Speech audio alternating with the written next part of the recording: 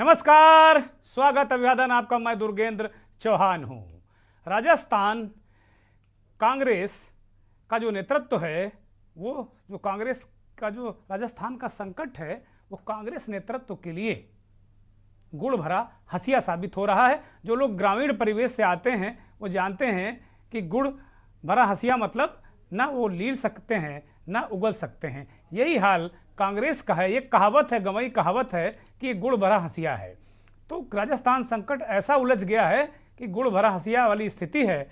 और ये जो नेतृत्व है कांग्रेस का, वो इसे ना लील पा रहा है ना उगल पा रहा है। दिल्ली से लेकर जयपुर तक राजनीतिक हलचल तेज है। सचिन पायलट दिल्ली में हैं। अंतरिम अध्यक्ष सोनिया गांधी से उनकी महत्वपूर्ण मुलाकात होनी है, अपेक्षित है। जिस वक्त हम आपसे बात कर रहे हैं, अभी उनकी मुलाकात खत्म होने की खबर हमारे पास नहीं है। सबसे बड़ा सवाल यही है कि सचिन पायलट के समर्थक विधायक कहां चले गए, जिनके दम पर 2020 में पायलट ने गहलोत को चुनौती दी थी। गहलोत खेमा अड़ा हुआ है कि पायलट उन्हें स्वीकार नहीं है। नाफरमानी से आला कमान पूरी तरह खफा है। जो कांग्रेस के पर्यवेक्षक राजस्थान गए थे विधायक दल की बैठक कराने, उन्होंने एक रिपोर्ट सोनिया गांधी को आज शाम को दे दी और उसमें साफ कहा है कि गहलोत ने भले ही खुलकर खुद अनुशासनहीनता ना की हो, लेकिन अनुशासनहीनता करने वालों के पीछे जरूर वो खड़े हैं। यानी उन पर परोक्ष रूप से ये आरोप है कि अनुशासनहीनता, ये जो आला कमान की नाफरमानी है, उसकी खिलाफत है, मुखालफत है, वो अशोक गहलोत के मन में है और कहीं ना कहीं परोक्ष रूप से उनको इसका दोषी पर्यवेक्षकों ने ठहराया है। और पर्यवेक्षक अजय माकन ने तो खुलकर भी प्रेस के सामने भी इस बात को कहा, पूरा घटनाक्रम सामने रखा। मंथन आज कांग्रेस के आला कमान की जो स्थितियां हैं, परिस्थितियां हैं, उसमें हम मंथन इसी बात पर करेंगे कि गहलोत मजबूरी हैं या पायलट जरूरी हैं।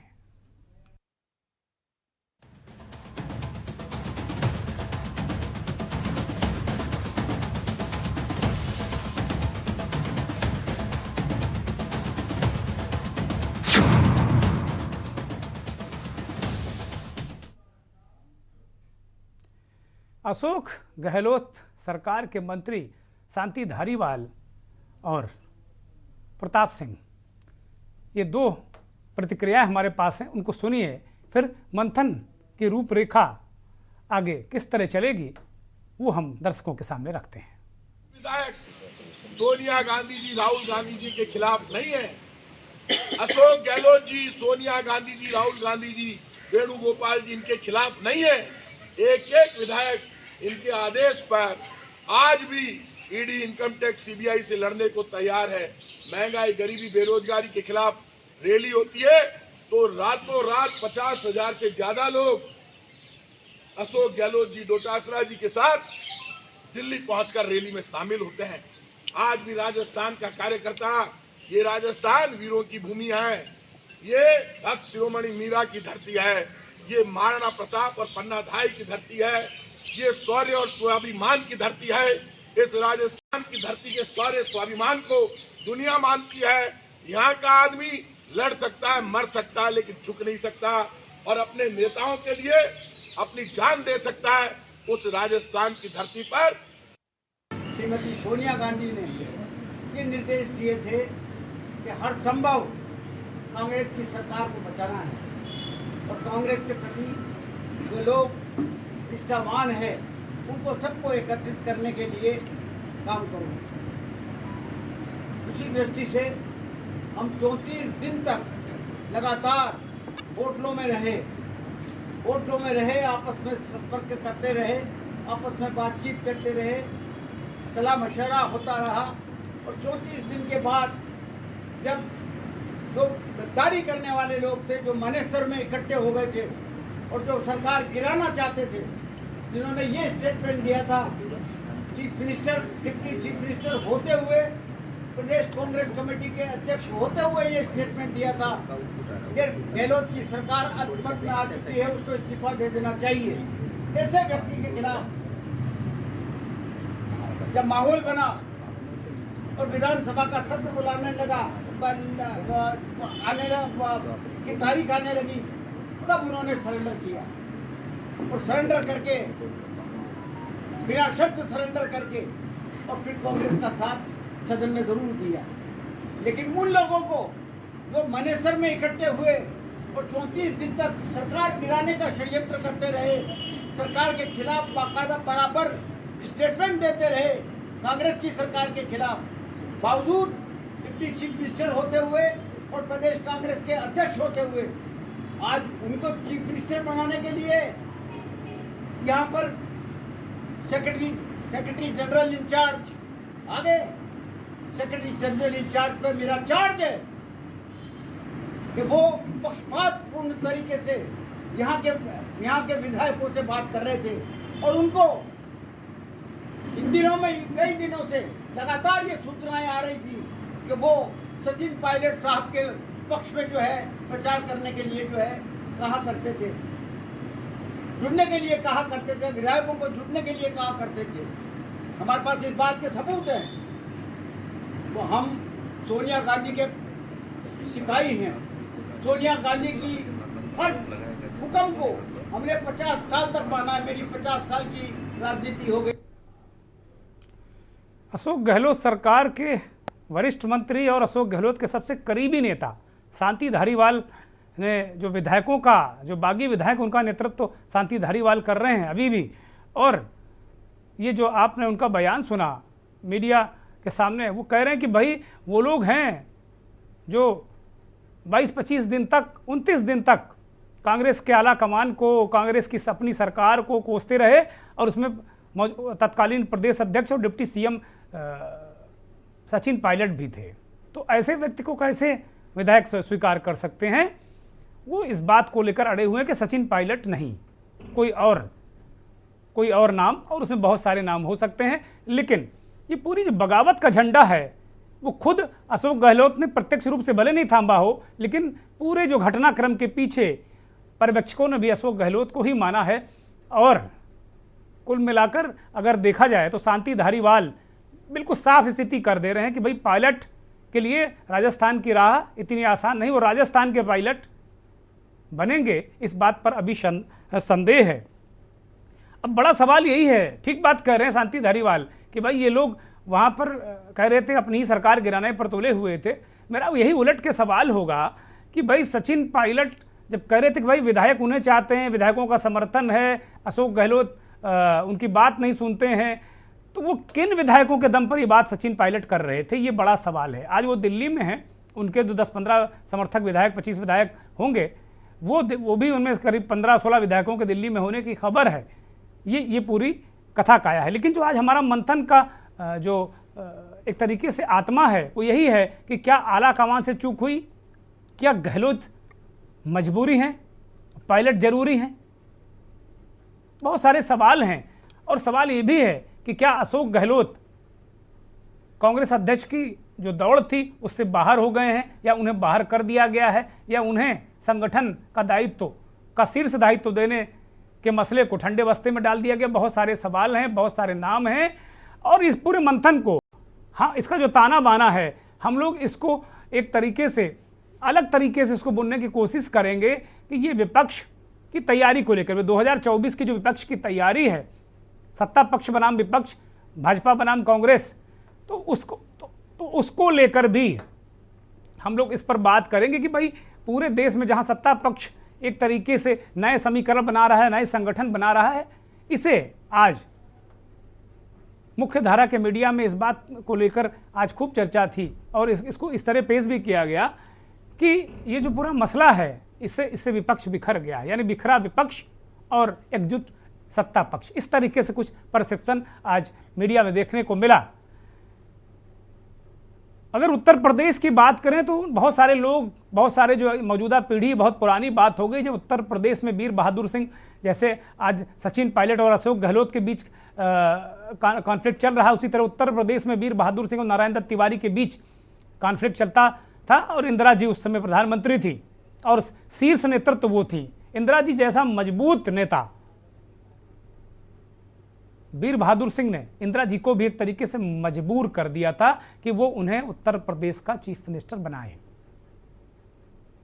और अंततः वीर बहादुर सिंह ने दिल्ली में विधायकों की परेड करा दी, तिवारी नारायण दत्त तिवारी के खिलाफ एक माहौल चलाया उत्तर प्रदेश के राज्य में, जबकि वो उन्हीं के सिंचाई मंत्री थे।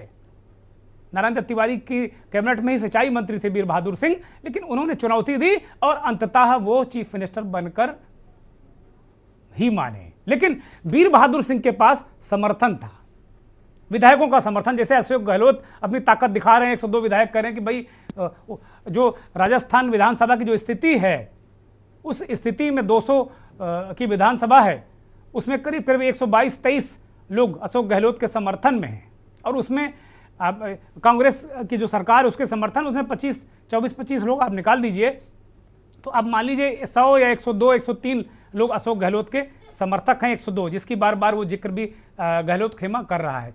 तो एक अपने आप में उस वक्त हाईकमान ताकत में था, उसके बाद भी क्षेत्रीय छत्रप के आगे हाईकमान को समझौते टेक्निकली करने पड़े। इसी तरह आंध्र प्रदेश के ले लीजिए, YSR रेड्डी ने हाईकमान को झुकाया और अपनी मनमर्जी आंध्र प्रदेश में भी चलाई। हालांकि बाद में रेड्डी की निधन के बाद उनके बेटे ने कांग्रेस से बगावत कर दी और आज वो वहाँ की सरकार में, और कांग्रेस वहाँ नेस्तनाबूद हो गई कुल मिला के आंध्र प्रदेश में।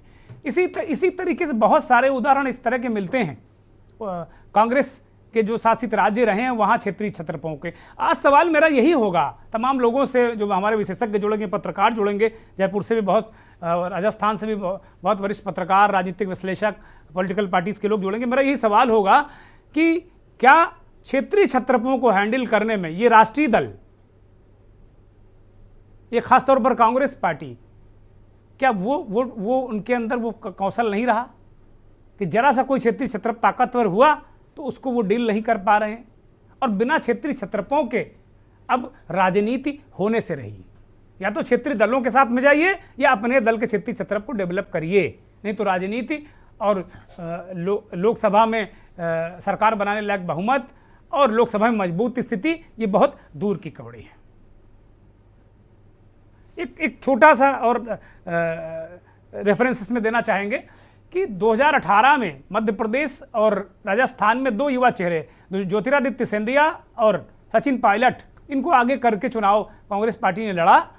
उस समय अशोक गहलोत केंद्र में यानी कि दिल्ली में बैठकर वो संगठन महामंत्री का दायित्व निभा रहे थे, और वहाँ पर कमलनाथ भी चीज़ों को अपने हिसाब से कर रहे थे। लेकिन दोनों युवा चेहरों को दोनों राज्यों की कमान नहीं दी गई।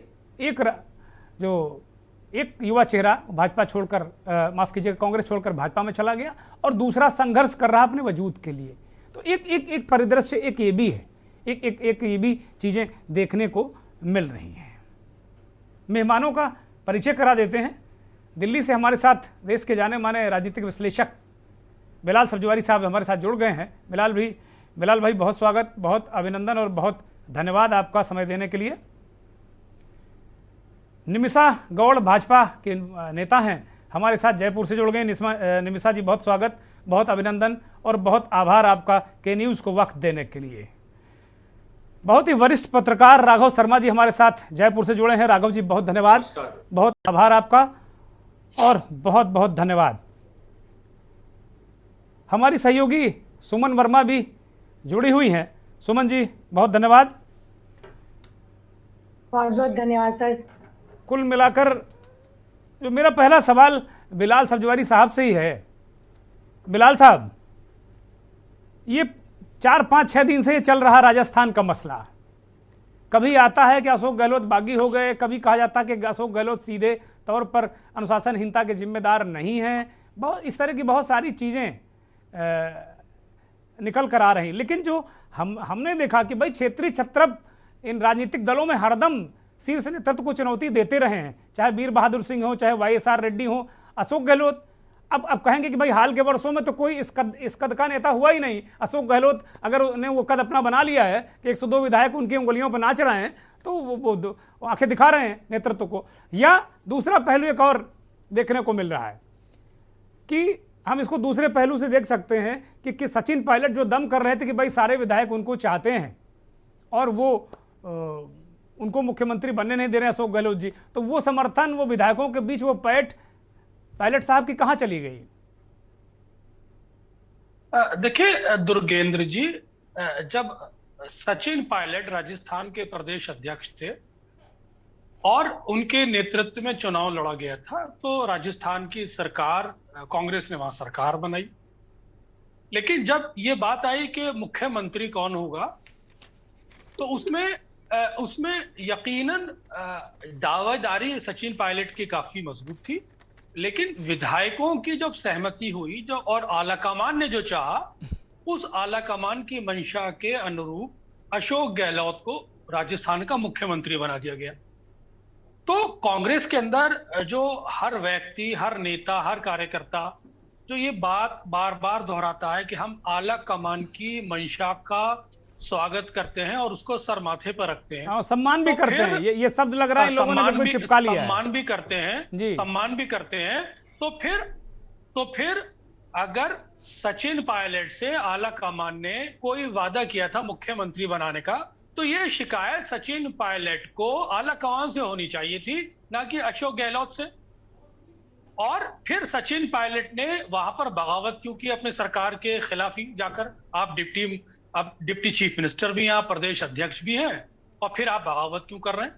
यही बात तो कह रहे हैं शांतिलाल धारीवाल, बिलाल साहब, यही बात कह रहे हैं। मैं उसी पॉइंट पर आ रहा हूं। तो जब आप बगावत कर रहे हैं, तो उस बगावत से आप कांग्रेस के उन क्राइसिस में गले पर घुटना रख रहे हैं, जब कांग्रेस की सरकारें बिल्कुल राष्ट्रीय स्तर पर खत्म, राज्य में से खत्म होती जा रही थी, और आप ही उसकी गर्दन पे घुटना रखे हुए थे। तो उस समय अशोक गहलोत ने अपनी कला से, मेहनत से, या केंद्रीय नेतृत्व ने, या कहिए कि अहमद पटेल की रणनीति ने उस क्राइसिस से पार्टी को निकाला, जिसमें सचिन पायलट ने लाके खड़ा कर दिया था। तो अगर सचिन पायलट की उस समय गलती थी, तो फिर केंद्रीय नेतृत्व को अनुशासन कार्रवाई क्यों नहीं करी सचिन पायलट पर? जब सरकार प्रॉपर फंक्शन करने लगी, वर्क करने लगी, अशोक गहलोत से प्रॉपर अंडरस्टैंडिंग हो गई और सब लोगों के बीच में ट्यूनिंग हो गई, तो सचिन पायलट ने प्रियंका गांधी का पल्लू पकड़ लिया और प्रियंका गांधी के माध्यम से कांग्रेस को ऑपरेट करने लगे। आज मौजूदा समय में जब कांग्रेस के सबसे वरिष्ठ नेता राहुल गांधी भारत जोड़ो यात्रा पर हैं, और उस समय में कांग्रेस का ये कहना है कि उसे अपना अध्यक्ष चुनना है, तो उस अध्यक्ष चुनने के लिए आप इंटरनल कांग्रेस के नेता अशोक गहलोत का नाम प्रोजेक्ट कराते हैं इंटरनल, और प्रोजेक्ट इस तरह से कराते हैं कि अशोक गहलोत अध्यक्ष बन जाएंगे और सचिन पायलट मुख्यमंत्री बन जाएंगे। तो अगर आप ही प्रोजेक्ट करा रहे हैं पार्टी के अंदर से, तो फिर चुनाव कहां हो रहा है? ये तो आप ही अपनी मर्जी से बनाना चाह रहे हैं। तो फिर चुनाव काहे का चीज है? और आप ये शतरंज के मोहरे कोई है कि आपने जो ऐसी चाय उठा के रख दिया अनाड़ी खिलाड़ी की तरह। ये तो व्यवहारिक राजनीति है। आप केंद्रीय नेतृत्व कांग्रेस का निरंतर सेल्फ गोल कर रहा है। मकसद मेरा कहने का ये है। बड़ी बात उन्होंने ये गोल उन्होंने पंजाब में भी किया, ये गोल उन्होंने उत्तराखंड में भी किया, ये गोल उन्होंने आपका मध्य प्रदेश में भी किया, और यही गोल उन्होंने कर्नाटक में भी किया। ये सेल्फ गोल कर रहे हैं और फिर इल्जाम लगाते हैं कि हमारे पास अच्छे एडवाइजर नहीं है, हमें मिसगाइड किया जाता है। अरे भाई, मिसगाइड तो उसे ही किया जाएगा जिसके पास अपना कोई दृष्टिकोण नहीं होगा राजनीति का। आपको कोई मिसगाइड क्यों नहीं करता? मेरे को कोई मिसगाइड क्यों नहीं कर देता? अब आते हैं सवाल सचिन पायलट के क्लेम पर। अगर सचिन पायलट कहते हैं कि मेरी मेहनत पर अशोक गहलोत ने रोटी सेक ली, तो भाई इसकी शिकायत आप सोनिया गांधी से कीजिए, प्रियंका गांधी से कीजिए, राहुल गांधी से कीजिए। वादा उन्होंने आपसे किया था। सचिन पायलट ये कहते हैं कि इससे पूर्व में जब सीपी जोशी मुख्यमंत्री प्रदेश अध्यक्ष थे, उस समय भी एक वोट से हार गए थे, तब भी अशोक गहलोत ने मुख्यमंत्री का बना दिए गए थे। तो उस समय सीपी जोशी ने तो कोई बगावत नहीं की थी, क्योंकि उन्होंने आला कमान के नेतृत्व का सम्मान किया था। तो बात सब लोग सम्मान की करते हैं, सम्मान कोई नहीं करना चाह रहा। प्लस अगर आज अशोक गहलोत को कांग्रेस अध्यक्ष बनाना चाहती है पार्टी का, तो फिर उसके उस ग्रीवेंसेस को भी तो एड्रेस कीजिए कि फिर जब सचिन पायलट ने उसके गले पे घुटना रखा था, सरकार गिराने की कोशिश करी थी, तो केंद्रीय नेतृत्व ने सचिन पायलट पे अनुशासनात्मक कार्रवाई क्यों नहीं करी? तो गलतियां केंद्रीय नेतृत्व कर रहा है, दिशा केंद्रीय नेतृत्व की गलत है, और जिसका खमियाजा पूरी पार्टी को उठाना पड़ रहा है। कांग्रेस आज हाशिए पे आके खड़ी हो गई है। इसका प्रभाव राहुल गांधी की जो स्मूथ गोइंग यात्रा था उस पर भी पड़ा है, और लार्जर लेवल पर अगर कांग्रेस इसी तरह सेल्फ गोल करती रही तो मेरे को नहीं लगता उसका 2024 का लोकसभा में आने का या सत्ता बनाने का ख्वाब कहीं से कहीं पूरा हो पाए। हिलाल जी, आपने तो बहुत खरी खरी बातें कह दी और कांग्रेस के लिए बड़ी डिप्रेसिंग बातें आपने कही हैं। कांग्रेस के साथी अभी डॉक्टर आरिफ खान थोड़ी देर में जुड़ेंगे बड़ी, और निमिषा जी मन ही मन प्रसन्न हो रही होंगी कि भाई देखिए क्या स्थिति, आपस में ही लड़के सभी लोग निपट जा रहे हैं। हमारी सहयोगी सुमन मीणा जुड़ी हुई हैं। जो बातें मैंने कही हैं जी, उसके तर्क के आधार पे कही है, अपने मन से नहीं कही। नहीं ठीक है, तर्क ही है। आप कोई पॉलिटिकल पार्टी के सदस्य थोड़ी, आप तो स्वतंत्र पत्रकार हैं, एनालिस्ट हैं, और आप तर्कों तथ्यों की बात करते हैं, ये दुनिया जानती है। बिलाल साहब, सुमन मीणा के पास चलते हैं। सुमन मीणा, इस समय जो राजस्थान की राजधानी जयपुर है, वहाँ का पॉलिटिकल तापमान और क्या क्या खबरें हैं आपके पास? आप बहुत सारी खबरें लेकर बैठी हुई हैं, मुझे ऐसा लग रहा है। सर बिल्कुल सही बात है, आज मैं बहुत सारी खबरें लेके बैठी हूँ। यहाँ पर राजस्थान के अंदर इतनी उथल पुथल मची हुई है कि यहाँ के जितने भी मंत्री और विधायक हैं उनको इतना सा भी टाइम नहीं कि अगर किसी से कोई बात करना चाहे या कुछ सुनना चाहे तो अभी उन्हें सुनने के लिए टाइम नहीं है उनके पास। पहली बात तो ये कहना चाहूंगी मैं। रही बात अपने गहलोत साहब की, उनका यह है कि जो उन्होंने राजस्थान के अंदर जो काम किया है ना, उनका काम उन्हें बुलाता है वापस कि वही आके मुख्यमंत्री बने। उनका काम बोलता है। यहाँ पर उन्होंने जो काम किया है राजस्थान के अंदर, जितने भी गरीब परिवार हैं, जितने भी मतलब नौकरी दी है उन्होंने, यहाँ पे जो कोरोना काल में उन्होंने काम किया है वो सराहनीय नायक है बिल्कुल। क्योंकि उन्होंने जितना भी मतलब राजस्थान के अंदर देख रेख की है ना, शायद ही कोई करेगा इतना। सुमन एक बड़ी महत्वपूर्ण बात है कि सचिन पायलट अपना दावा मजबूत क्यों नहीं बना पा रहे हैं? उस समय तो उन्होंने 2020 में बगावत की थी और वो कह रहे थे सारे विधायक चाहते हैं वो मुख्यमंत्री बने। अब वो कहाँ चले गए विधायक? सर जब बाड़ाबंदी हुई थी यहाँ पर, तब सचिन पायलट ने ही एक बुंदा बनाया था।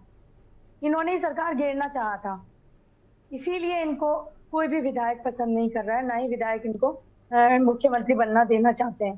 क्योंकि इन्होंने जब कोरोना काल के टाइम पर इन्होंने कोई भी ऐसा काम या कार्य या कोई विधायक के साथ हाथ जोड़कर काम किया इन्होंने, आज तक कोई रिकॉर्ड बता दे इनका, सचिन पायलट का। ठीक बात। एक ब्रेक का इशारा हो रहा है, एक ब्रेक ले लेते हैं और ब्रेक के बाद आएंगे तो बहुत ही वरिष्ठ पत्रकार राघव शर्मा जी हैं और भारतीय जनता पार्टी की वरिष्ठ नेता निमिषा गौड़ जी भी हमारे साथ जुड़ी हैं।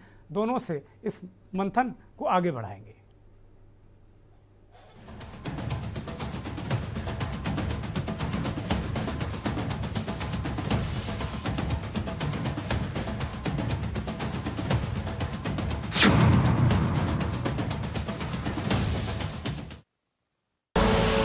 आप देख रहे हैं के न्यूज, खबरों का सारथी।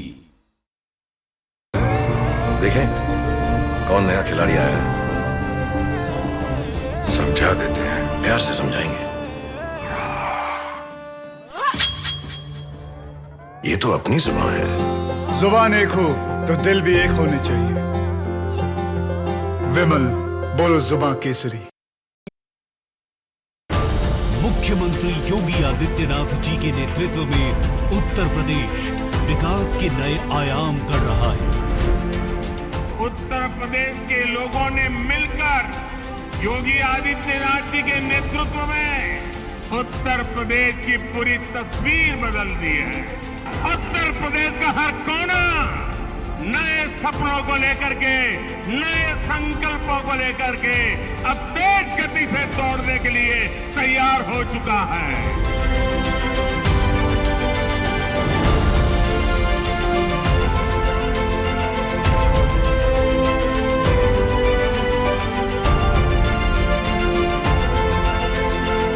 छह माह विकास के, प्रगति और विश्वास के। मस्त मस्त मस्त मस्त मस्त है, बड़े मस्त है, टेस्ट में भी लज्जत है।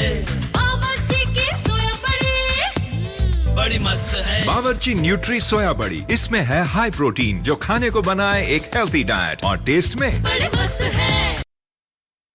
गोल्डी हिंग का तड़का लगे तो सभी दबा के खाते हैं। गोल्डी हिंग कण कण में जान।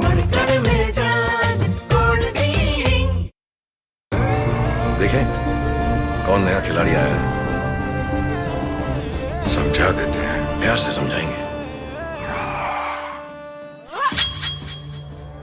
ये तो अपनी जुबान है। जुबान एक हो तो दिल भी एक होने चाहिए। विमल बोलो जुबान केसरी। आप देख रहे हैं के न्यूज, खबरों का सारथी।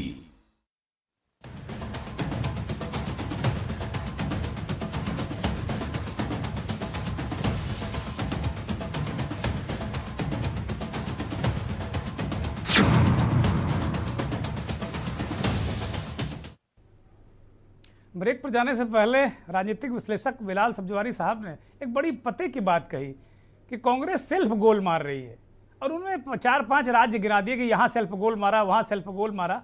वास्तव में ये स्थिति दिख तो रही है। अब इस वास्तव में ये क्यों हो रहा है?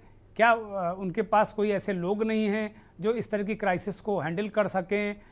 एक और सवाल मेरे दिमाग में आ रहा था। एक वरिष्ठ पत्रकार से बात हो रही तो वो कह रहे थे कि भाई अगर इस तरह की गंभीर स्थिति होती है और अशोक गहलोत जैसे बड़े नेता से पावर किसी जूनियर को ट्रांसफ़र कराने की बात जब आई थी तो क्यों नहीं कांग्रेस अध्यक्ष ने प्रियंका गांधी को वहाँ पर भेजा? प्रियंका गांधी भी तो राष्ट्रीय महासचिव हैं, वो जा सकती थी पर्यवेक्षक बनकर वहाँ। भाई भारतीय जनता पार्टी में होता नहीं है क्या? कहीं के पर्यवेक्षक राजनाथ सिंह बन जाते हैं, कहीं खुद अमित शाह जाते हैं, होता है। तो ऐसा कौन सी दिक्कत थी? अगर वास्तव में कांग्रेस आला कमान की ये मंशा थी कि अशोक गहलोत को केंद्र में लाकर या पार्टी के जो केंद्रीय नेतृत्व की जिम्मेदारी देकर और सचिन पायलट को राजस्थान दिया जाए, बहुत सारे चीज़ें हैं, बहुत सारे सवाल हैं। राघव शर्मा जी के पास सीधे चलते हैं। राघव जी, जो मौजूदा संकट है, कांग्रेस का जो मौजूदा संकट है राजस्थान को लेकर, उस पर आपकी प्रारंभिक टिप्पणी और बिलाल सब्जवारी साहब का जो कथन है कि कांग्रेस सेल्फ गोल ही मार रही है, इस पर क्या नज़रिया रखते हैं आप?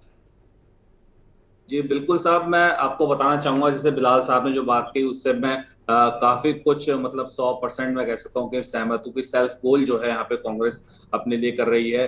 और कांग्रेस को देखना चाहिए क्योंकि आने वाले समय में गुजरात के अंदर भी इलेक्शंस हैं और आगे भी जो चीजें हैं उन्हें भी कैसे पूरे तरीके से चैनलाइज किया जाए ताकि आगे जो है कांग्रेस की साख जो है काफी सुधरे। अभी हाल फिलहाल के अंदर हम जहाँ स्थिति देखें तो खास तौर से हम देखें पर्यवेक्षक जो दोनों आए, अजय माकन की बात करें या मल्लिकार्जुन खड़गे की बात करें, तो यहाँ पर्यवेक्षकों के अंदर भी एक चीज देखी गई बड़ी खास तौर पे जो ऑब्जर्व की गई कि पहले जो अजय माकन आते थे, सबसे मिलते थे और करते थे, बट वो इतने मीडिया फ्रेंडली और इतने विधायक फ्रेंडली नहीं थे उनको जो देखा जाए। इसकी बजाय अविनाश पांडे की हम बात करें जो उससे भी पूर्व के अंदर पर्यवेक्षक थे, वो बिल्कुल प्रभारी होने के नाते सभी विधायकों से रूबरू होते थे, यहाँ पे मीडिया फ्रेंडली भी थे, बात भी करते थे, सारा रहता था। वहीं मल्लिकार्जुन खड़गे की बात की जाए तो उनमें गहलोत के प्रति काफी सॉफ्ट कॉर्नर दिखा, क्योंकि जो 9 पन्ने की आज जो रिपोर्ट पेश की गई है आला कमान को, जिसके बाद ए के एंटोनी ने जो अनुशासन कमेटी के चेयरमैन है कांग्रेस के, उन्होंने जो साफ तौर पे अभी नोटिस भी थमा दिया है। मैं आपको अब खबर दे दूं कि महेश जोशी को कारण बताओ नोटिस दिया गया है, धर्मेंद्र राठौड़ को कारण बताओ नोटिस दिया गया है, इसका शांति धारीवाल को जो है अब कारण बताओ नोटिस दे दिया गया है कि अनुशासनहीनता के क्या कारण है, आप कारण बताया जाए। इसमें एक साथ में नाम प्रताप सिंह खाचरियावास का भी था, लेकिन खाचरियावास को अभी नोटिस की बात पुख्ता हो नहीं पाई है, लेकिन सूत्रों के हवाले से इन तीनों को तो जो है कारण बताओ नोटिस साफ तौर से दे दिया गया। एक मिनट रुक रहा हूँ राघव जी, रुक रहा हूँ। राघव जी बहुत बड़ी खबर बता रहे हैं, इस खबर को ब्रेक किया जाए कि अभी जो भी असंतुष्ट विधायकों का नेतृत्व कर रहे थे, जिन विधायकों ने इस्तीफे दिए हैं, चाहे शांति धारीवाल हो, चाहे जो अन्य 2 नाम बताए हैं राघव जी ने, वो तीनों को अनुशासनहीनता का नोटिस एक एंटोनी साहब ने दे दिया है। तो ये बड़ी खबर है, के न्यूज़ पर ये बड़ी खबर है और मुझे लगता है ये खबर अभी हमने कहीं देखी नहीं है। तो ये बहुत ही एक्सक्लूसिव खबर राघव शर्मा जी बहुत वरिष्ठ पत्रकार हैं, राजनीतिक विश्लेषक हैं, जयपुर से, वो बता रहे हैं, बड़ी महत्वपूर्ण ये खबर है। राघव जी कंटिन्यू करिए। जी, मैं कहना चाहूंगा क्योंकि ये जो तीनों ही वरिष्ठ हैं, इनमें जो खासतौर से हम बात की जाए महेश जोशी जी की और बात की जाए अपने शांति धारीवाल जी की जो यूडीएच मिनिस्टर हैं, तो इनको कांग्रेस स्तंभ के रूप में देखती है। और इनका शांति धारीवाल जी का ये बयान भी आया था कि सभी विधायक जो हैं, अशोक गहलोत ने कहीं भी नाफरमानी नहीं की। उन्होंने कहा सब विधायक दल की बैठक है, आप सभी लोग आइए यहाँ पे। लेकिन शांति धारीवाल के पास सब लोग इकट्ठे हुए और फिर वहां से जो भी इस्तीफे का दौर चलना था, जो भी बातें चल रही थी, वो कही गई। तो यहाँ पे अशोक गहलोत को जो है आप देखें, मल्लिकार्जुन खड़गे ने जो है अपनी रिपोर्ट के अंदर कहा है, तो उसके आधार पे गहलोत को जो है क्लीन चिट दे दी गई है।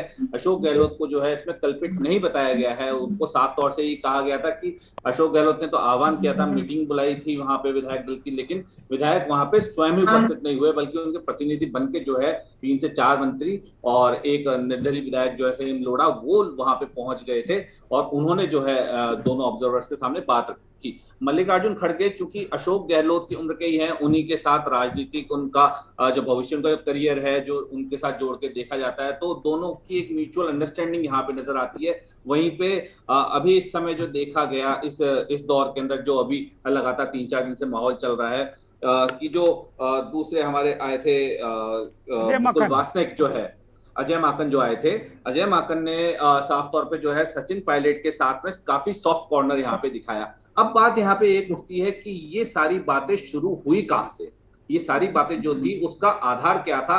क्या जब इलेक्शन हुए थे, जब सचिन पायलट पीसीसी के अध्यक्ष थे यहाँ पे, तब क्या कुछ इस तरह का कॉन्ट्रैक्ट हुआ था कि भाई जो सरकार बनेगी उसमें कुछ टाइम तक अशोक गहलोत मुख्यमंत्री रहेंगे और कुछ समय बाद सचिन पायलट मुख्यमंत्री बन जाएंगे? ये एक सूत्रों के हवाले से बातें जो है यहाँ पे चल रही है राजस्थान के अंदर, राजस्थान की पॉलिटिक्स के अंदर, कि शायद कि इसके बाद इस तरह का विरोध जो है सचिन पायलट ने किया था, या फिर ये रूमर भी हो सकता है। बहरहाल अगर ये रूमर है तो आग लगती है उसके बाद ही धुआं उठता है, तो आग तो कहीं ना कहीं लगी होगी, कोई ना कोई तो बात हुई होगी कि एआईसीसी भी उसको पूरी तरीके से नहीं बता पा रहा है या उसे एडमिट नहीं कर पा रहा है। दूसरी बात हम यहाँ पे ये देखें कि जिस तरह से एआईसीसी के अंदर अब इनडिसिप्लिन का मामला क्रिएट करके जो है साफ तौर पे यहाँ पे बताया जा रहा है, तो एआईसीसी को अभी ये सोच लेना चाहिए, समझ लेना चाहिए, जैसा कि बिलाल साहब ने भी कहा कि कांग्रेस जो है पूरी तरह से हाशिए पे आ गई है और इस कांग्रेस को सही में इस समय जो सख्त लीडर की जरूरत है, एक अच्छे लीडर की जरूरत है। वो अशोक गहलोत के अंदर पूरी खूबियां हैं, सारी चीजें हैं, लेकिन अशोक गहलोत साफ तौर से पहले भी यात्रा के दौरान भी जाके और अलग से भी मिलकर बता चुके थे कि मैं कांग्रेस का अध्यक्ष नहीं बनना चाहता, मैं राजस्थान को ही जो है संभालना चाहता हूँ, 5 साल पूरे कंप्लीट करना चाहता हूँ राजस्थान के अंदर पूरी तरीके से। और क्योंकि उनकी कई योजनाएं हैं, कई चीजें हैं जिनको वो डिपेंड करना चाहते हैं, अगर वो मुख्यमंत्री के पद में बीच बीच में रोड़े आते हैं तो उनको नहीं कर पाते। जहां तक विधायकों की बात की जाए तो अब विधायकों में भी सुर बदलते हुए दिखाई दे रहे हैं। कई विधायक जो विधायक साथ में थे जिन्होंने इस्तीफे सौंपे, वो ये बोल रहे कि आला कमान जो है वो जो कहेगी हम उसी बात को मानेंगे। दिव्या मदेरणा ने भी साफ तौर से कहा कि इनडिसिप्लिन तो नहीं होना चाहिए साफ तौर से। और इसके अलावा सचिन पायलट का जो गुट है, उनको एक प्लस पॉइंट ये मिल रहा है कि वो खामोश है, तो उनकी खामोशी उनके लिए बड़ा प्लस पॉइंट है। सचिन पायलट दिल्ली पहुंच चुके हैं, समय मांग रहे हैं बार बार मिलने का, अभी समय उनको शायद नहीं मिला है। कयास लगाए जा रहे हैं कि कल सुबह तक जो है सोनिया गांधी से उनकी मुलाकात हो सकती है, उसके बाद जो है पूरी चर्चा की जाएगी। लेकिन यहाँ पे जो सबसे बड़ी बात आती है राजस्थान में कि हमेशा पर्यवेक्षक आता है, अपने साथ चिट्ठी लेके आता है, बंद लिफाफा लेके आता है, उसके अंदर एक नाम होता है, वो डिस्क्लोज किया जाता है। तो यहाँ पे पहले विधायक डर गए थे क्योंकि सचिन पायलट का नाम ना हो, तो उन्होंने मानेसर वाला पूरा इनपुट निकाल के बाहर रख दिया कि मानेसर के अंदर इन्होंने विद्रोह किया था, तो इनमें से तो किसी को भी नहीं बनाया जाए, बल्कि इन लोगों में से मुख्यमंत्री बना दिया जाए जो पहले इन्होंने साथ दिया था।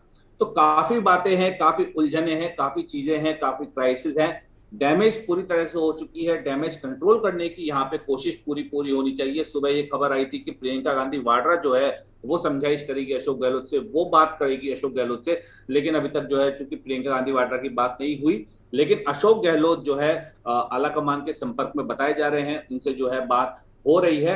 क्योंकि गहलोत को क्लीन चिट मिल चुकी है और जो राष्ट्रीय अध्यक्ष की दौड़ थी, उस दौड़ से उन्होंने अपना नाम जो है वापस उनका हो चुका है नाम। अब बात बचती है कि मुख्यमंत्री राजस्थान के अंदर कौन होगा। यदि इस तरह की परिस्थितियां चलती रही तो जाहिर तौर पे अभी छत्तीसगढ़ के अंदर कांग्रेस की सरकार है और एक स्वतंत्र रूप में देखा जाए तो राजस्थान के अंदर सरकार है।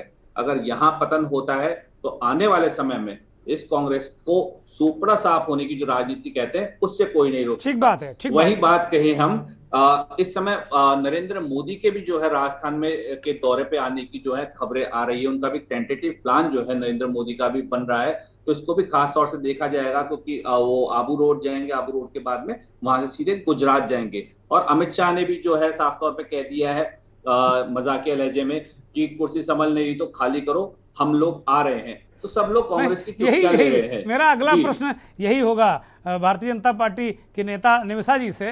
निमिषा जी, ये पूरा जो घटनाक्रम है, कांग्रेस के अंतर कलह है, इनका बवाल जो चल रहा है आपस में, आप एक तो इस पे आपकी प्रारंभिक टिप्पणी और दूसरी आप अपनी संभावनाएं, भारतीय जनता पार्टी की सरकार की संभावनाएं कितनी वहां देख रही हैं? दुर्गेंद्र जी, राजस्थान की स्थिति के लिए मुझे एक राजस्थानी लोकोक्ति याद आती है, आंधी आई ही कोणी और सुसाट फैले गयो। कोई भी बड़ी चीज नहीं है, उससे पहले इतना हंगामा मच गया। आप देखिए 24 साल में पहली बार गांधी परिवार से इतर एक व्यक्ति का चुनाव होना था राष्ट्रीय अध्यक्ष के लिए। इन्होंने लगभग 9000 पीसीसी मेंबर्स की भी कोई लिस्ट तैयार करी है, कर रहे थे। उसके बाद राष्ट्रीय अध्यक्ष का चुनाव होना, एक तरफ कह रहे डेमोक्रेटिक तरीके से कर रहे हैं और दूसरी तरफ से प्री अनाउंसमेंट हो गया कि अशोक गहलोत जी राष्ट्रीय अध्यक्ष बन चुके हैं या बनने वाले हैं। उन्होंने कहा मारो मन को नहीं लागे बाहर, ऐसी राजस्थानी भाषा में इन्होंने कहा, मो तो अठे रहसू।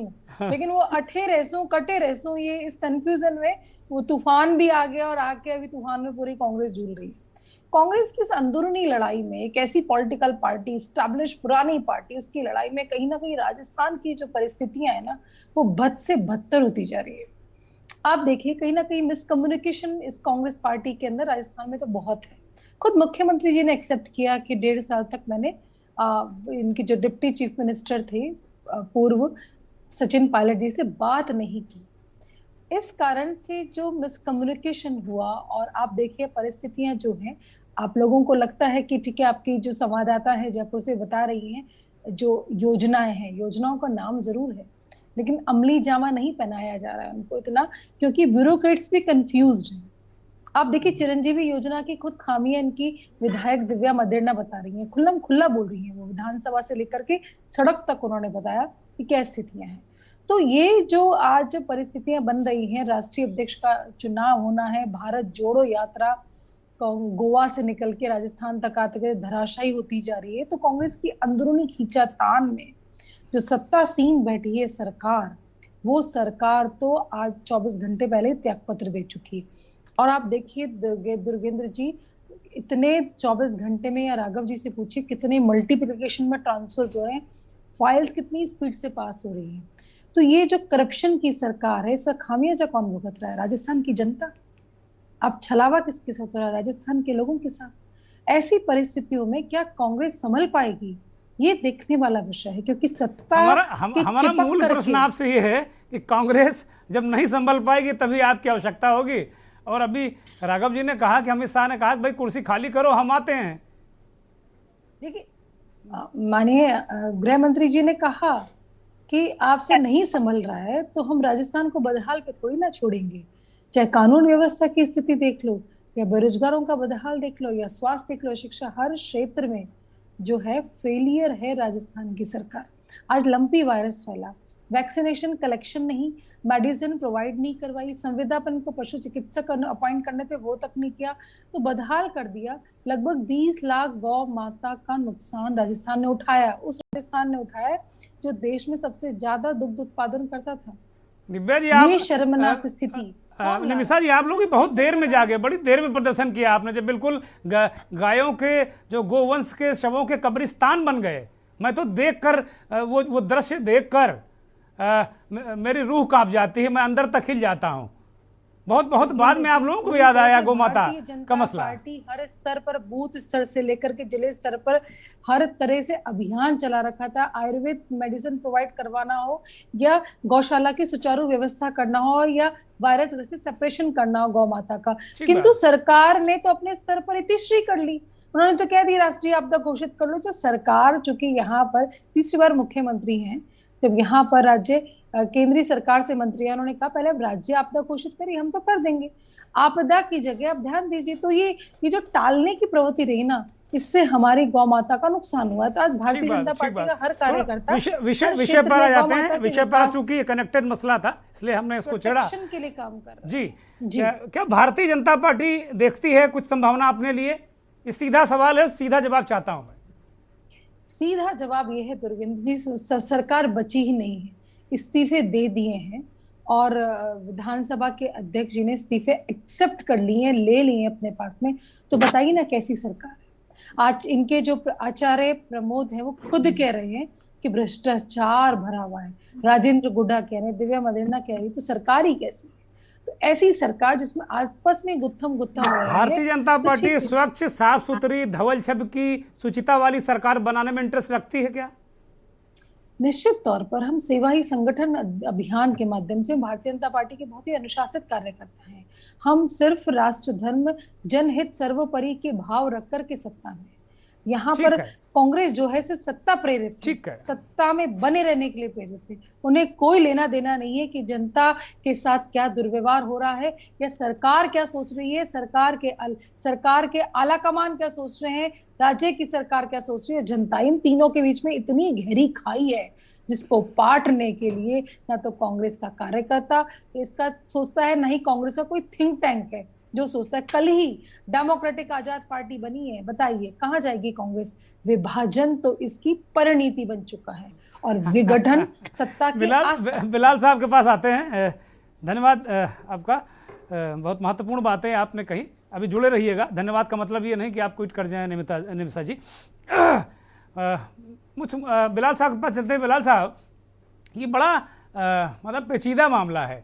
अभी राघव शर्मा जी ने कहा कि भाई अनुशासनहीनता की जो ठीकरा है वो महेश जोशी, शांति धारीवाल और एक और विधायक जी पर फोड़ा गया है और प्रताप जी बच गए हैं। अभी वो कुछ लीपापोती कर रहे थे, वो अभी बयान उनका सुन रहे थे तो वो बच गए। खपचरीवाल जो हैं वो थोड़ा सा बच गए हैं।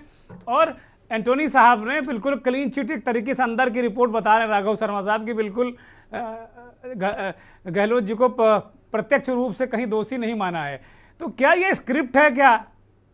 हमें तो अब स्क्रिप्ट लगने लगी है कांग्रेस की कि भाई सचिन पायलट भी नाराज ना हो कि भाई आपके पास विधायक नहीं, हम कैसे बना दें, और अशोक गहलोत भी और ये भी वो भी।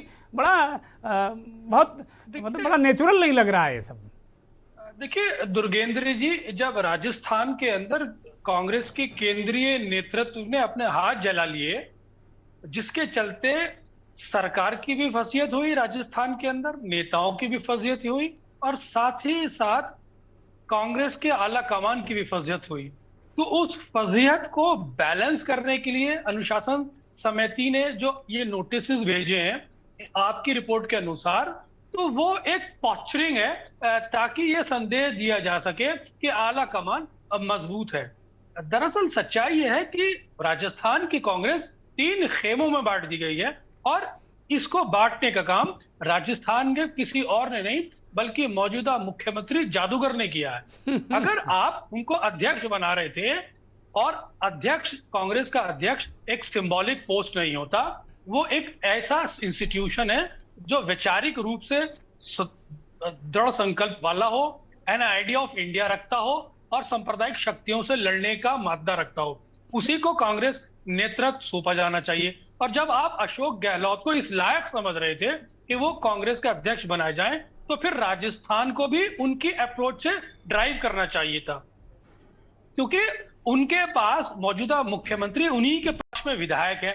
और जब आप ड्राइव कर रहे हो सचिन पायलट की अप्रोच से, जहां उसके पास 10 विधायक भी नहीं है, तो जहां विधायक नहीं है उसके अप्रोच से आप ड्राइव कर रहे हो, तो आपने खुद डिस्टेबलाइज किया अपनी सरकार को राजस्थान में। और राजस्थान की सरकार को अगर दोबारा मिसहैंडल किया गया तो आप यकीन जानिएगा राजस्थान में सरकार नहीं बचेगी और कांग्रेस का जो फाइनेंशियल क्राइसिस है जिसका प्रभाव लोकसभा चुनाव पर आएगा वो और खतरनाक साबित हो सकता है। अभी तक तो कांग्रेस लंगड़ी विपक्ष के रूप में जाना जाती है, आने वाले समय में कांग्रेस मृत्यु कांग्रेस के रूप में जानी जाएगी। मतलब बिलाल साहब, जो मोदी जी कहते हैं कांग्रेस मुक्त भारत, उसकी ओर ही अपने आप को ले जा रहे हैं क्या? जी यकीनन इनके पास पॉलिटिकल अप्रोच का डेफिसिट है। ये लोग नहीं समझ रहे कि क्राइसिस को कैसे हैंडल किया जाता है, क्राइसिस को कैसे मैनेज किया जाता है। भारतीय जनता पार्टी ने पिछले 70 सालों में जो सबक इनसे सीखा था उसे तो भारतीय जनता पार्टी ने कंटेस्ट कर लिया, लेकिन जो सबक सिखाने वाले लोग थे राजनीति में वही अपना सबक भूल गए। ठीक बात। मिलाल साहब, एक बड़ी महत्वपूर्ण बात इन बातों बातों में निकली और एक आंकड़ा मेरे दिमाग में आ गया कि सिंधिया जी मध्य प्रदेश में 24-25 विधायक उनके पास थे, वो कह रहे थे मुख्यमंत्री बना दो। 25 विधायक लेकर 24 विधायक लेकर निकल गए और केंद्रीय मंत्री वो बन गए। यही हाल लगभग कमोबेश पायलट का है। लेकिन जिनकी चर्चा अभी हमने की कि चाहे वो सीपी जोशी हों, चाहे आप उत्तराखंड में आप ले लीजिए कि हरीश रावत 2-2 बार वहाँ सरकार बनवा कर लाते हैं। ऐन वक्त पर एक बार नारायण दत्त तिवारी और दूसरी बार विजय बहुगुणा को आप बना देते हैं और हरीश रावत के पास विधायकों का समर्थन होता है, आप जबरन दूसरे को मुख्यमंत्री बना देते हैं। और अंततः क्या स्थिति हुई, जैसे आपने कहा, ये स्थितियां परिस्थितियां वहां देखने को मिली। मैं आपकी बात को एंडोर्स कर रहा हूं। कंटिन्यूटी में कांग्रेस नेतृत्व सेल्फ गोल कर रहा है। और जब अभी लेटेस्ट चुनाव जो उत्तराखंड का विधानसभा का चुनाव लड़ा गया और हरीश रावत जी को मुख्यमंत्री के रूप में प्रोजेक्ट नहीं किया तो वहां की पीसीसी इनके मुखालफत कर रहे थे और हरीश रावत ट्वीट कर रहे थे ओपन के प्रदेश अध्यक्ष मेरा साथ नहीं दे रहे, तो वो सेल्फ गोल उन्होंने किया। वहां भी वही प्रदेश प्रभारी, प्रदेश अध्यक्ष, जैसे यहाँ राजस्थान में भी देखिए माकन साहब पायलट की पैरोकारी कर रहे हैं। जी, कांग्रेस के रणनीतिकार राजनीति का जो टेम्परेचर है उसे कैसे मापा जाता है, उसे कैसे भापा जाता है और उसे कैसे उतारा जाता है, उस रणनीति को भूल चुके हैं, उस कुशलता को भूल चुके हैं। ठीक बात। राघव शर्मा जी, अब मंथन अंतिम सोपान पे है और अब कुछ कंक्लूजन हम लोग कोशिश करते हैं, बाकी तो कंक्लूजन तो कांग्रेस नहीं निकाल पाई है, तो हम क्या चीज़ हैं। लेकिन कुछ ना कुछ इस ओर अपने दिल को तसल्ली देने के लिए सोच लेते हैं कि क्या होने वाला है, क्योंकि हम पत्रकार प्रेडिक्शन करते रहते हैं बीच बीच में। तो कुल मिलाकर क्या लग रहा है आपको, ये पूरा स्क्रिप्टेड मामला है? अशोक गहलोत को भी क्लीन चिट दे दी जाएगी, कोई दूसरा अध्यक्ष बन जाएगा और पायलट अपना 15 विधायक लिए झूलते रहेंगे? क्या क्या दृश्य आपको नजर आ रहा है वहाँ पे? जी देखिए, जैसे निमिषा मैम ने भी एक राजस्थान की बात कही थी, तो मैं भी एक राजस्थान की बात कहूंगा आपको कि राजस्थान में ट्रकों के पीछे लिखा रहता है ये तो अय्या ही चालेली, कुछ भी कर लो ये तो ऐसे ही चलेगी किसी भी तरह से। तो उस तरह से कांग्रेस की स्थिति यहाँ पे जो है इस समय बनी हुई है। दूसरी हम बात करें प्रेडिक्शन की, तो आज प्रताप सिंह खाचरियावास ने भी एक बात कही कि साहब जो कुछ भी हो रहा है, जो कुछ भी राजनीतिक घटनाक्रम दिखाया जा रहा है, वो एक तो मीडिया ट्रायल की वजह से हो रहा है और दूसरा एक परसेप्शन की राजनीति नहीं चलती। परसेप्शन मत मानो आप, इसमें तो पूरा मेटलाइज होने दो मामला, उसके बाद ही जो है सब कुछ सामने आएगा कि बात और स्थिति क्या है पूरी। अब यहाँ पे जो पूरी बात आती है कि डैमेज कंट्रोल जो इस समय कांग्रेस के अंदर पूरा हुआ बैठा है, जिस तरह से आलाकमान किसी तरह की बात नहीं कह रही है। पहले ये हो रहा था कि सचिन पायलट और की नहीं सुन रही, अब ये यहाँ पे जो बाकी के विधायक हैं जिन्होंने अशोक गहलोत का उस टाइम साथ दिया था क्राइसिस के टाइम, तो उसके अंदर अब विधायक कह रहे हैं कि अब हमारी नहीं सुन रही है आलाकमान।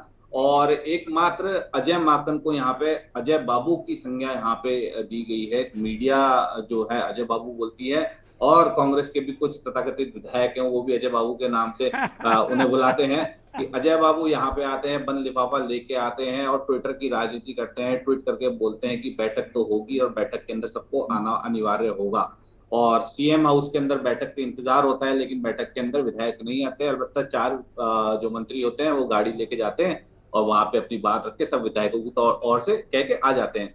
कहीं ना कहीं हम कह सकते हैं कि स्क्रिप्टेड तो खैर दिख ही रहा है, कुछ ना कुछ चीजें तो इसके अंदर 70% तो स्क्रिप्टेड है, बट जो आलाकमान की ओर से जो चीजें आ रही है, जो निर्देश आ रहे हैं, उसके अंदर भी आलाकमान के हाथ वहां आके बन जाते हैं। क्योंकि अशोक गहलोत की कुशल राजनीति यहीं पे दिखती है कि अशोक गहलोत मौन है, अशोक गहलोत कुछ नहीं कह रहे हैं, कुछ ऐसी बातें अपने मुंह से नहीं बोल रहे हैं। वो तो जो आलाकमान निर्देश दे रहे हैं उस निर्देश का पालन कर रहे हैं कि यहाँ साहब मीटिंग करनी है मीटिंग करो, विधायक बुलाना है विधायक बुलाओ, जैसे करना है वैसे करो, विधायक नहीं आ रहे तो मेरी क्या गलती, मैं क्या करूं।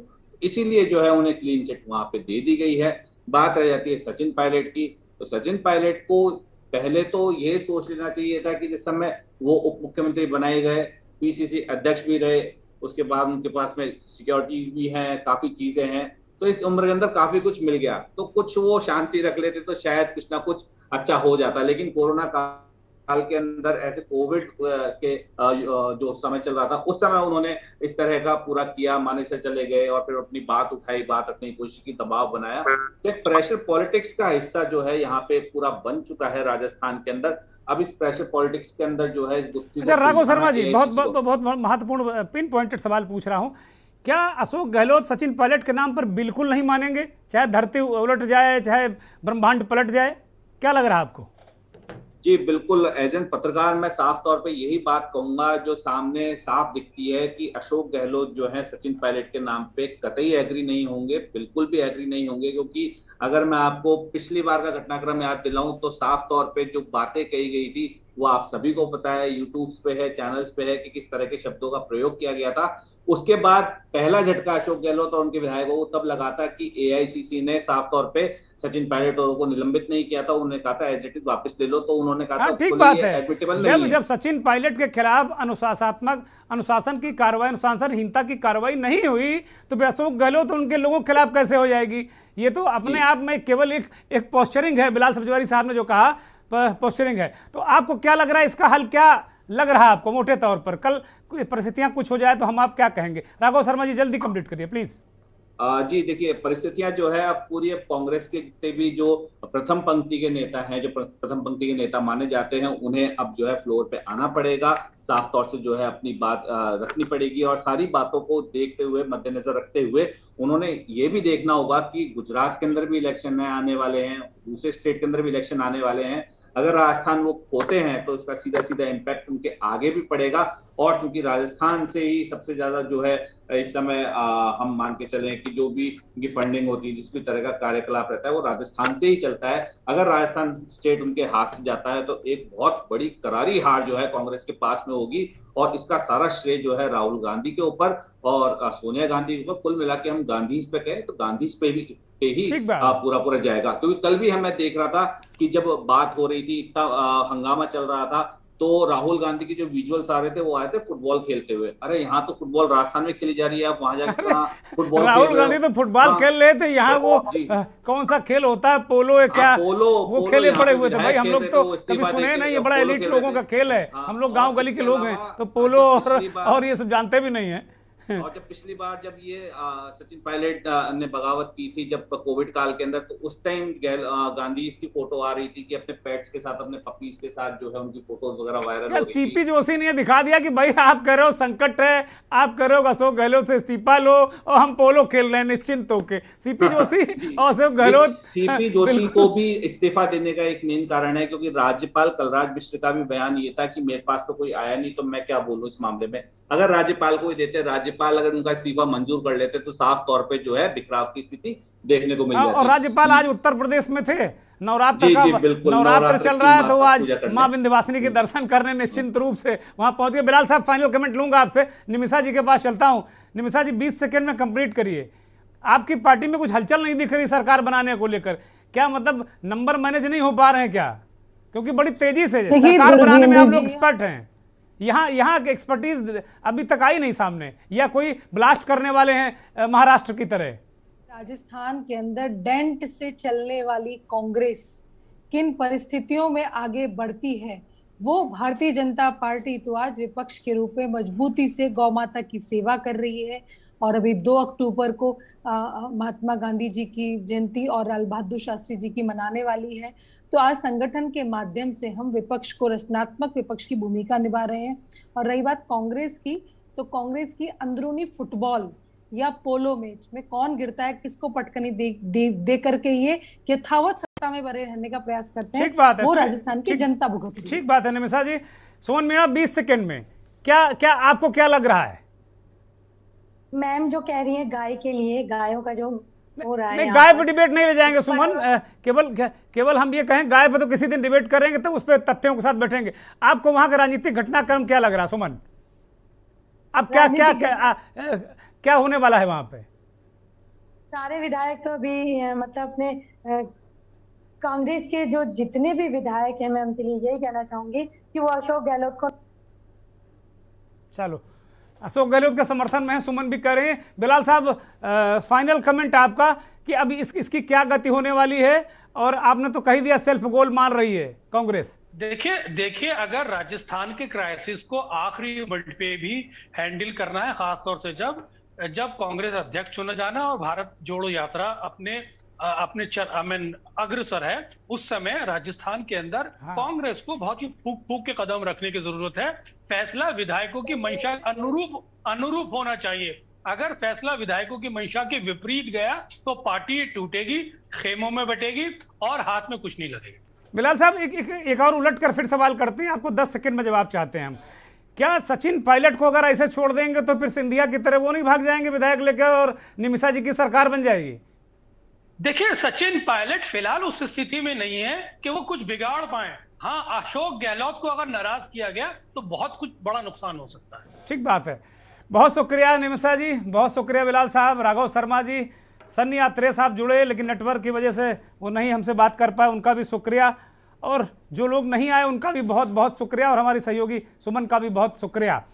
तो बिलाल साहब ने लाख टके की बात कह दी कि अगर पायलट जरूरी हो सकते हैं हाईकमान के लिए, लेकिन गहलोत मजबूरी हैं। जो मंथन का हमारा आज जो विषय था कि क्या पायलट जरूरी या फिर अशोक गहलोत मजबूरी, तो अशोक गहलोत मजबूरी हैं। उनको नाराज करने का मतलब स्टेट जाएगा।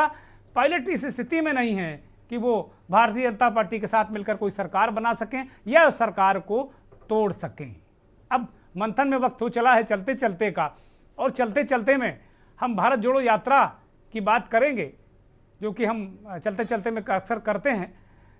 भारत जोड़ो यात्रा अब केरल से कर्नाटक में प्रवेश करने वाली है। इस यात्रा से कांग्रेस और राहुल गांधी दोनों को बहुत उम्मीदें हैं, और इस यात्रा को लेकर विपक्ष की टिप्पणियां भी खूब हैं। आज इस दौरान 2-3 दिनों से कुछ ज़्यादा ही टिप्पणियां आ रही हैं। राजस्थान का जो घटनाक्रम उसको लेकर जो विपक्ष के प्रवक्ता हैं, विपक्ष के नेता हैं, वो चुटकी लेते हैं कि राहुल गांधी फुटबॉल खेल रहे हैं और यहाँ कांग्रेस फुटबॉल बनी जा रही है। तो इस तरीके की टिप्पणियां भी आती हैं, लेकिन इस सब दीन दुनिया से दूर ऐसा लग रहा है कि कहीं बिल्कुल एकांत में राहुल गांधी अपनी धुन की तरफ बढ़ते जा रहे हैं, और बड़ी उम्मीद है राहुल गांधी को भी और कांग्रेस को भी। तो कुछ झलकियां देखिए और हमें इजाज़त दीजिए। बहुत बहुत धन्यवाद, नमस्कार। So can you make the Rubik cube? Show me. Can you? Where's the other one? Oh. Chalo, make it. Let me see. Oh my God. Very impressive. നമ്മൾ ലോക്ക്ഡൌണിൽ പെട്ടിരുന്നപ്പോ ആദ്യം കുറെ പേപ്പറിന്റെ ആർട്ടൊക്കെ ചെയ്തു നോക്കി. പിന്നെ മുമ്പിൽ ഇങ്ങനെ ക്യൂബ് ഇറങ്ങി കിട്ടി. ആ ക്യൂബ് വെച്ചിട്ട് സോൾവ് ചെയ്യാൻ പഠിച്ചു. ഒരിക്കലും അവൻ പറഞ്ഞു ഇങ്ങനെ ആരൊക്കെ ചെയ്ത് കണ്ടിട്ടുണ്ട് ഇതുപോലെ ഈ മൊസൈക്ക് ആർട്ട് ചെയ്യാറുള്ളത്. അപ്പൊ അത് ചെയ്യാനായിട്ട് മേടിച്ചു തരണേ ചെയ്യാന്ന് പറഞ്ഞു. അപ്പൊ നമുക്ക് ആദ്യം ഡൗട്ട് ഉണ്ടായിരുന്നു ഉണ്ടാക്കാൻ പറ്റുമോ എന്നുള്ളത്. പെട്ടെന്നൊന്നും ചെയ്യാൻ പറ്റുന്ന കാര്യമല്ല. കോവിഡിന്റെ സമയത്ത് ആൾക്കാരിൽ ഒരു ഇൻട്രസ്റ്റ് വന്നതാണ്. ചാനൽ തുടങ്ങി അതിൽ ഓരോ വീഡിയോ ആയിട്ട് ഒരു 83 വീഡിയോസ് ടീച്ചിങ് പോലെ കാണിച്ചു കൊടുത്തു. 30-30ഓളം ആൾക്കാരെ ഇപ്പൊ ചെയ്ത് കഴിഞ്ഞു പുറത്തേക്ക്. അപ്പൊ അവനും ഒരു പേരായി, അവൻ ആ പേര് പറഞ്ഞാൽ ഇപ്പൊ എല്ലാവരും അറിയുന്ന ഒരു അവസ്ഥ എത്തി. Come sit with me. You have to like this. You're very good. Okay. All these made by you? Yeah. And when did you start? COVID time. How did you learn? From YouTube. Huh? From YouTube. So what do you have to do? How do you make it? First make a cross. Yeah. Then make prayers. So first you make this cross. How fast can you do it? Around 30 seconds. 30 seconds.